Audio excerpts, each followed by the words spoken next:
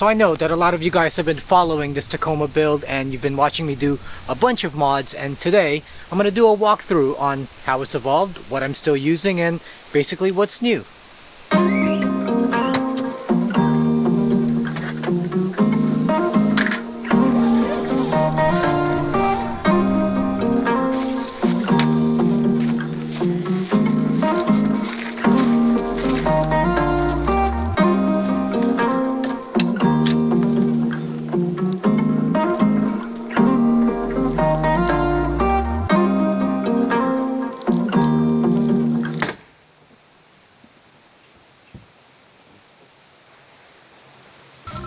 Alright, so I am here at the Apalachicola National Forest. Oh man, it's just been a crazy month of trips. I know a lot of people are like, hey, when are you gonna do trip videos? Well, there's been a ton. It's just that I've been filming it for others, and I'm actually here for Onyx Trail Revival.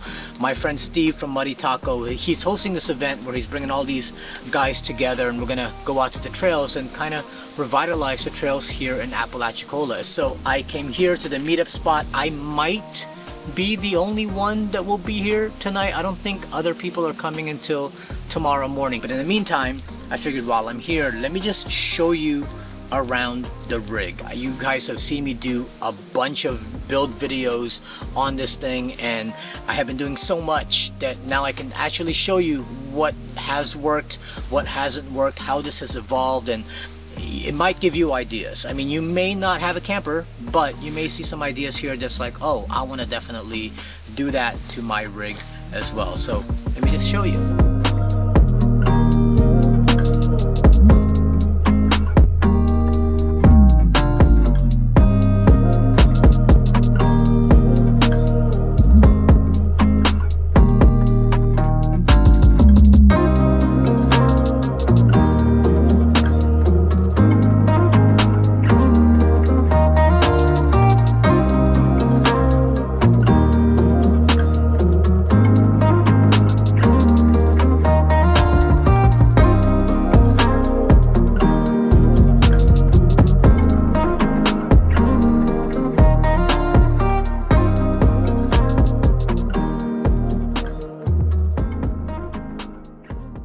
Alright, so first mod we did on the vehicle, the Safari Air Max snorkel, and this thing has performed awesomely. I know a lot of people worry if there's going to be any water intrusion into the airbox. You're not going to get that just because of the way this thing is designed. You'll see that it has this curve here, so when it does rain, it kind of just goes over here and comes down over here. And even if it does come in from this way, there's also an angle here that prevents it from coming, like you're not going to have water come up like that, right? So it's going to just come through here and drip right back down, and the way these grates are designed as well, it's just going to keep all that water out, and you don't have to worry about it going into your airbox and into your engine. Now for the actual first mod that we did on the vehicle, the TRD Pro Grill, which I just love the look of this so much better than the emblem that's right in the middle, and I like that I was able to get this in gold. Well, actually I spray painted it in gold, and it's held up. Only issue with this kind of grill though is that it moves your pre-collision sensor from the middle up here where the emblem was to down here, and it worked fine until the bumper got put on,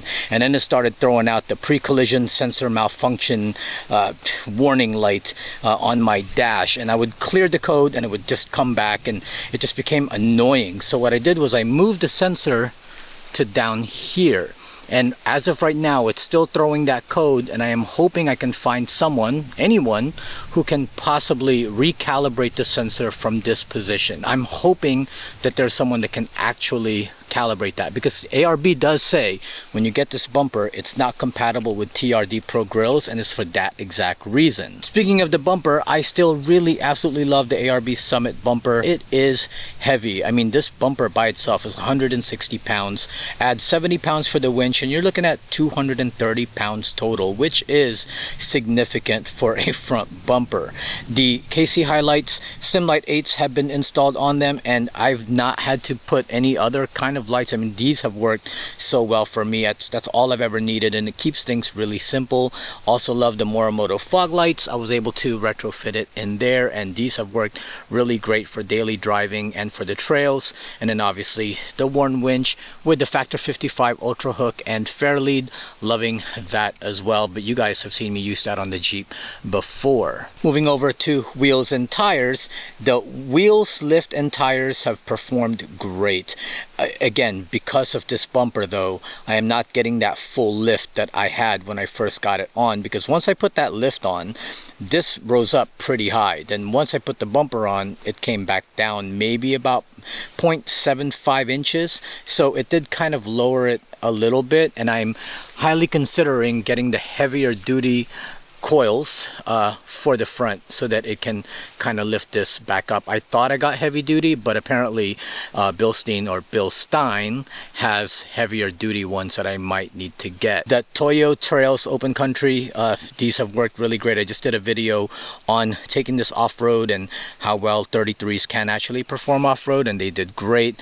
And again, still loving the Method 318 bronze wheels. I mean, these are just like my dream wheels, and I think it just looks really good on this vehicle. No issues with the roof rack fitting underneath this camper. That's why I'm glad I traded with Gene. I had the front runner one, and he took my front runner and I took his Prinsu, and it fits so well underneath here, and it kind of acts as a wind fairing for this camper, because you know, without that, all that air is just going to go right in there and just make it even, I don't know, maybe lose some miles per gallons. But with that does help kind of deflect the wind upwards. I did put the KC Highlights FE1s. Right now, all that's working is the whites. Well, I put the amber cover, so you're going to get amber, obviously. But that amber backlight is not set up yet, because once I get dual battery, that's going to get attached to the cabin, so I can use those for camp lights.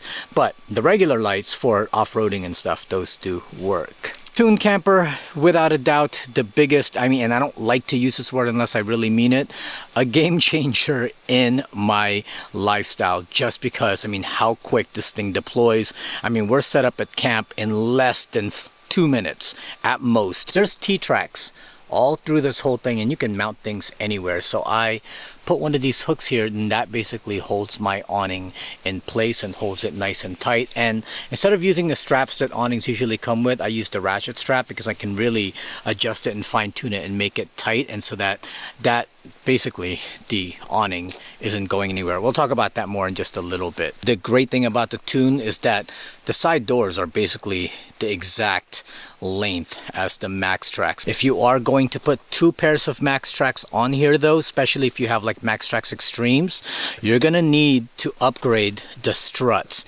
And Tune doesn't carry it, but you can get it on Amazon, because without it, this thing will fall back down. You do need to get these upgraded struts.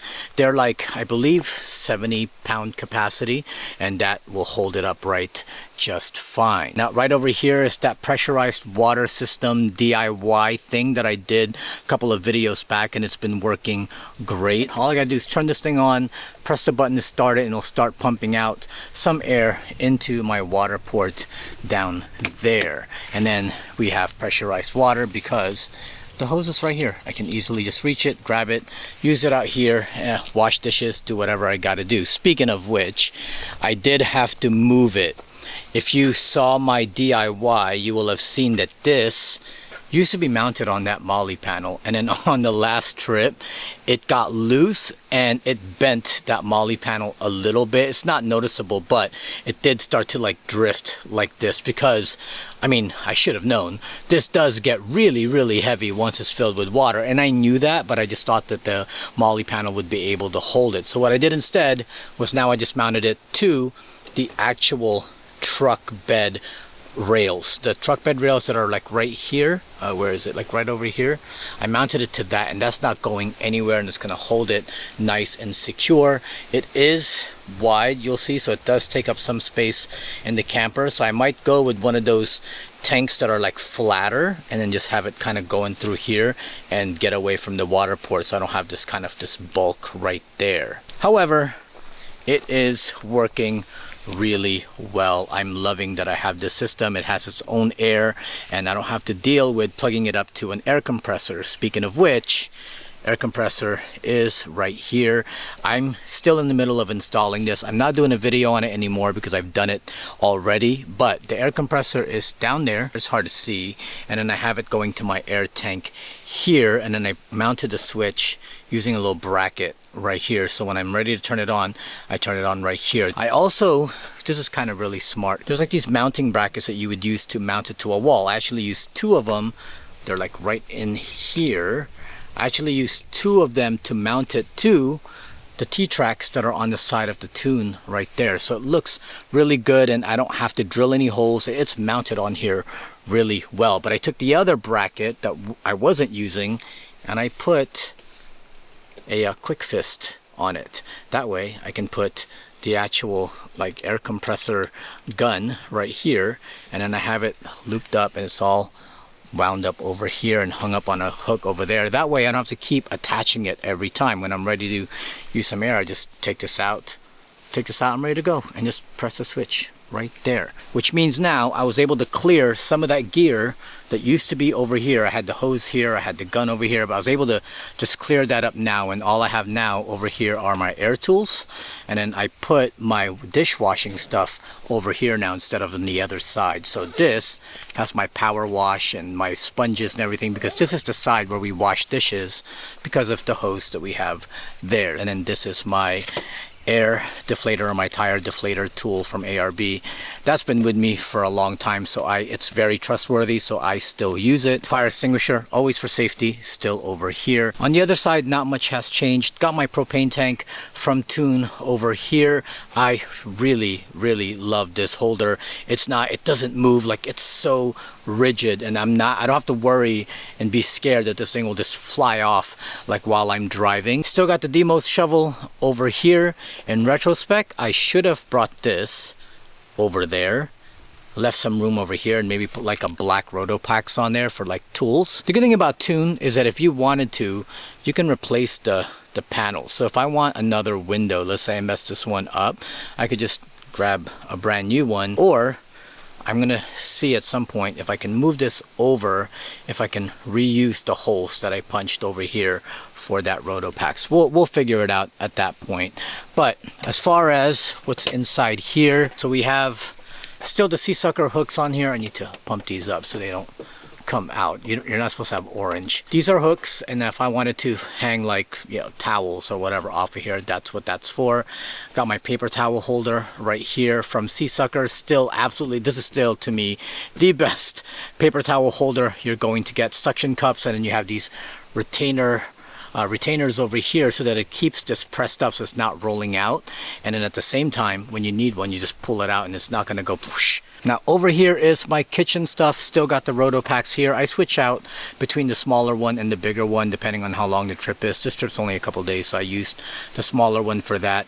And I still have my Lone Rock Concepts attached to the top of it, so whenever I need water, it's just a press of a button right there and I can access it easily.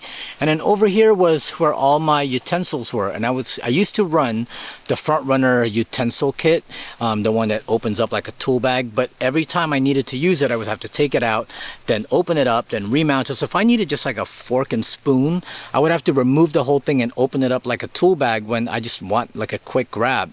And I was able to find this on Amazon. But what they do is they just sell the bag, and the bag is like not the best, but it does exactly what I needed it to do because it's really thin. It's very thin profiled, so it can fit in here. But when you open it up, all my kitchen stuff right there. I need a spoon, fork, using the Windsor ones now. It's just right here. I got 4 of them in there. Got a cutting board in here. Got all my like kitchen tools and cooking tools here. Got spatulas and everything here. My knife from CK Knife and Tool. That's my main chef knife. I'm loving this system way better because it just opens up, and when I'm done, I just close it up, zip it up. I mean, look, I can even do this all one-handed. There you go. And that's it. And this thing will just close, no problem. Now, one thing I did add recently was shore power.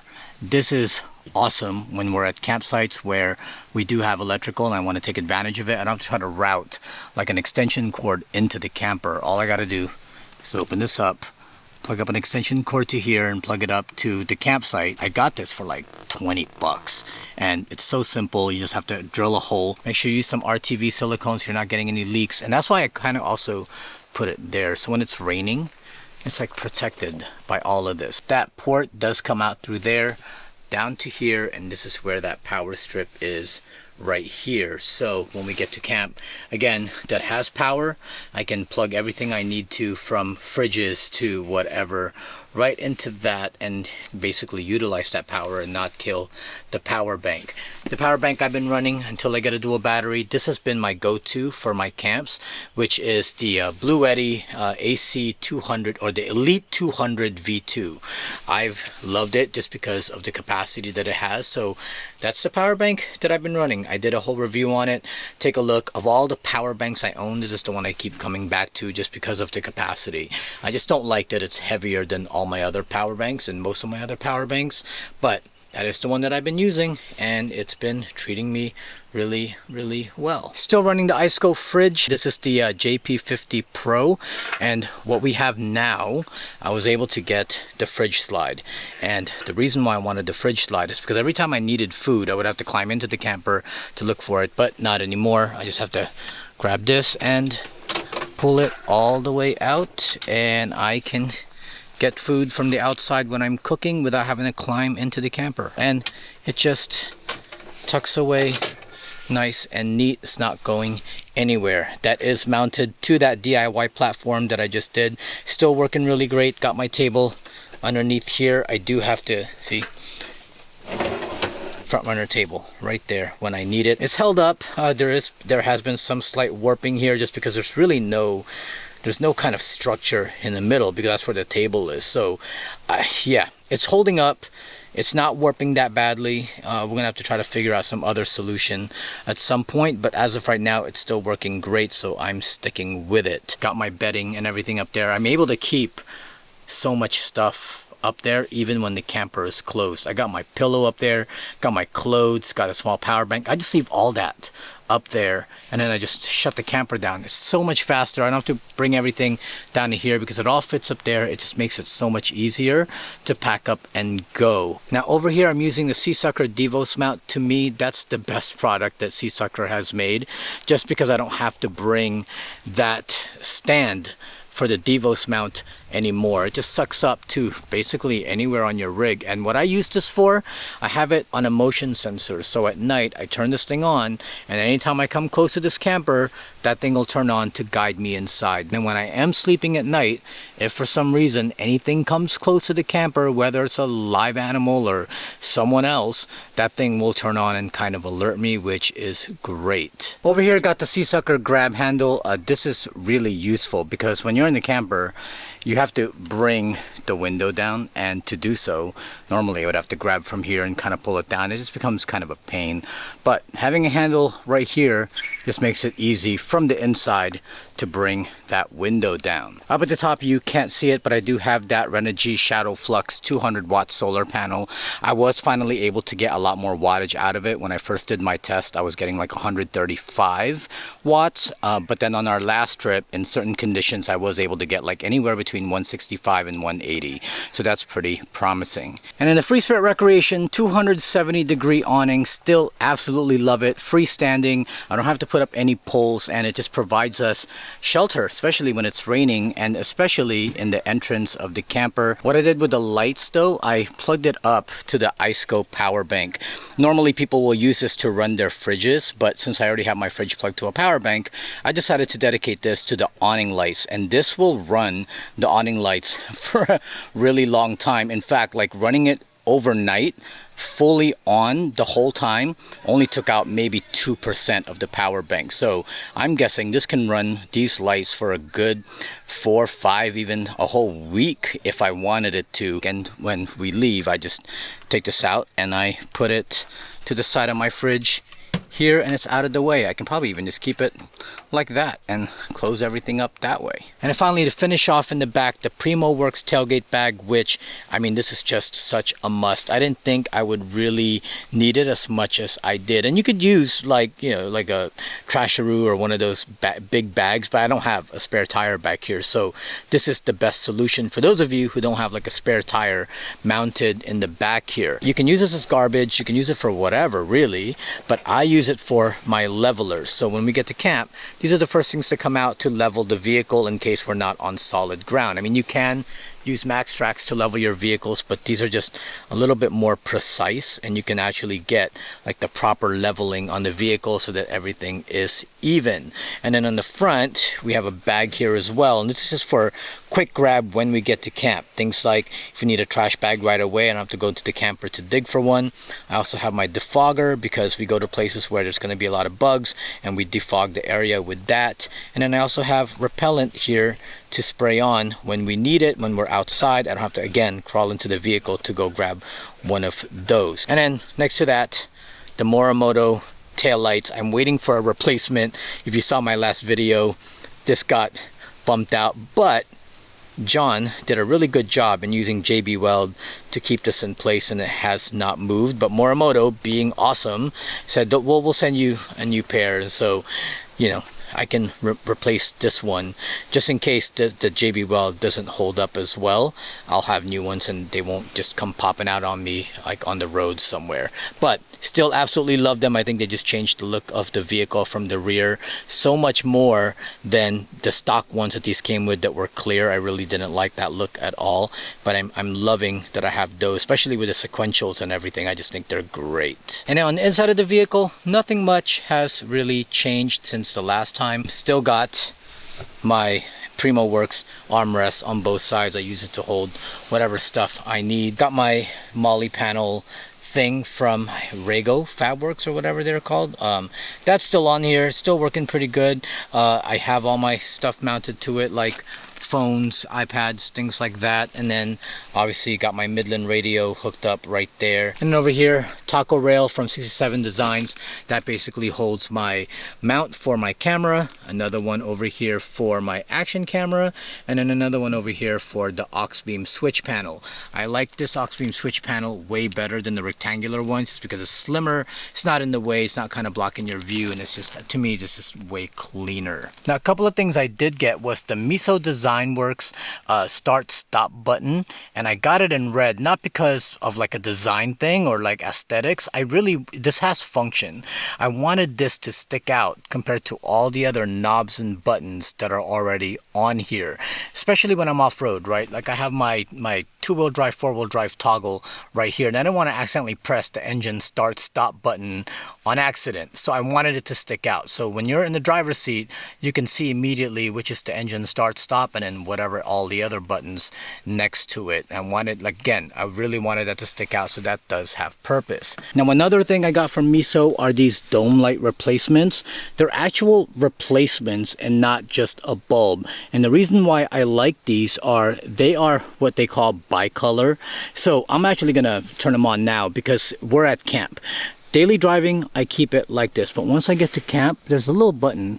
You press that and then you can turn it red, and then you can turn this one red as well. So at camp, I use these so that at night when I'm opening and closing my doors, bugs aren't flying in. I wake up the next day and I get in the vehicle and there's like bugs everywhere. And you can change both of them to red, both of them to white. It's so functional. I'm sure if you have a Tacoma or a Toyota 4Runner or any Toyota really, you'll know that these things are pretty cool and they're worth the upgrade. Now, Wolfbox dash cam, one of the highest performing videos on my channel so far. Still like it a lot. I still use it and it works great. It has 3 cameras. This is the G900 Tri Pro, so it gives you the camera that's right behind here. You get a rear camera and then you get one for the front, which I put on the front bumper, which is great for trails and you can see where you're heading into.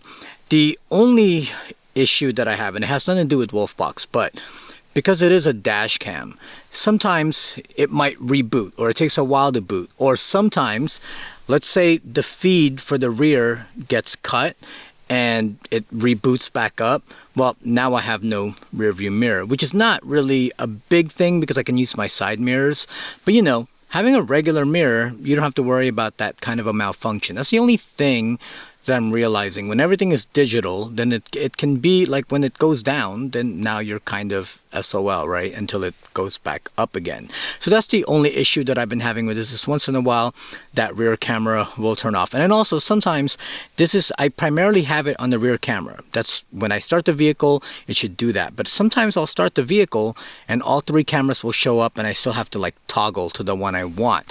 It doesn't, for some reason, it's not remembering what it was on last time sometimes. So that's the gripe that I've had about it, but otherwise it works pretty well. And finally, to finish off things in the rear, I got this Blue Ridge Overland Gear attic. I mean, it's not a lot of room. It doesn't take up like the whole roof for a lot of stuff, but it is just enough for like a couple of jackets, ponchos, things like that, and it kind of gets it out of the way. It's only about, I don't know, maybe like a foot or less than a foot this way, but it spans the entire length of the rear. And then finally back here I have the small Seasucker trash bin. It's basically just a ring with some clasps at the end of it, and you can put whatever plastic bag you want. It's just so that my son has a place to throw all of his trash, but knowing my son, he's going to ignore that anyway and put all of his trash in the crevices of my car seat. And that's it. That is my Tacoma as it stands right now. I feel like it's looking good and it's performing right. There are a couple of tweaks here and there, but every single time I take it out, it gives me more and more of an idea of how I have to change certain things, and I'm finally getting to that point, because now I'm also at that point where I get to camp, pop the camper up, and I'm not having to unload so much. I'm starting to learn what I can keep on the vehicle and just permanently, and then some that I don't have to bring every single time. And the clearer I can keep the camper, the easier it is to kind of maneuver around in there. And hopefully when we get drawer systems and whatever else, and that'll be even more turnkey. That's the thing. That's my goal every time. It has nothing to do with looks, but it's more turnkey. Be able to get in, get out, and I don't have to do a lot of setup, and I can just enjoy time being here and enjoying the outdoors. But hopefully you enjoyed the video. Hopefully it gave you some ideas on what to do on your rig. But now it's getting late, light's going away, and I need to wrap this video up because I'm going to start a fire and cook myself some dinner and enjoy the night to myself in this campsite where there's no one else except one other group of people over there. Sometimes that's the best.